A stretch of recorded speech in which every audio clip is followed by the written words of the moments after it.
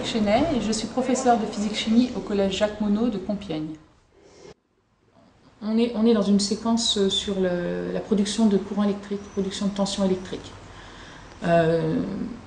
On a fait une séance où on a parlé des différentes façons de produire du courant électrique. On avait parlé des piles avant quand on a fait la chimie. Donc là, on a parlé des centrales électriques thermiques, à flamme, thermiques nucléaires, des éoliennes, des centrales hydrauliques. Et donc on a vu que toutes ces centrales, elles avaient un point commun qu'on appelait l'alternateur. On a utilisé l'alternateur qu'on avait dans une dynamo également. On a vu qu'elle était constituée d'un aimant et d'une bobine. Et quand on déplace l'aimant à proximité de la bobine, il y a du courant qui apparaît. Donc en fait, ils ont eu une étude de documents à faire sur les différents types de centrales. On a fait un bilan. On a vu qu'à chaque fois, il y avait production d'énergie électrique à partir d'une autre ou de plusieurs autres énergies qui étaient fournies à la centrale.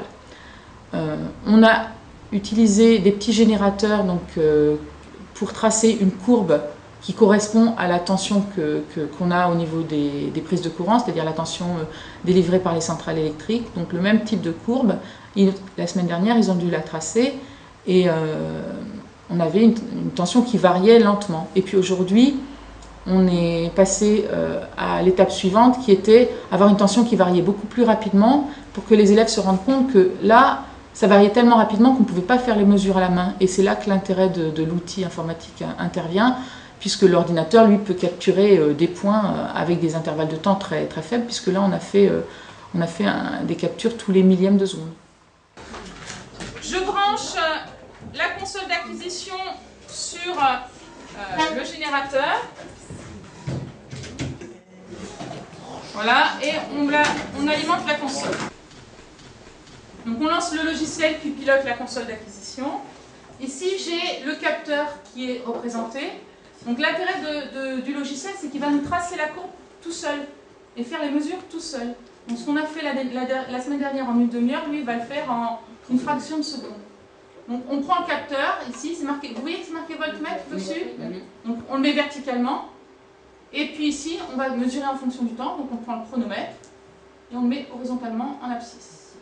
On va faire une mesure qui va durer 0,2 secondes. Donc on met 0,2 ici, secondes.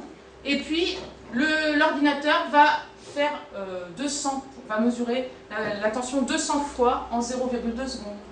Donc ça veut dire qu'il va mesurer une fois toutes les millisecondes. D'accord ? Tous les millièmes de seconde. Nous, on est absolument incapable de faire ça. Donc ça, c'est l'intérêt de l'ordinateur de pouvoir faire ça. Donc on va voir ce que ça donne. Donc, le groupe, c'est 3GS1. Et on lance. Alors.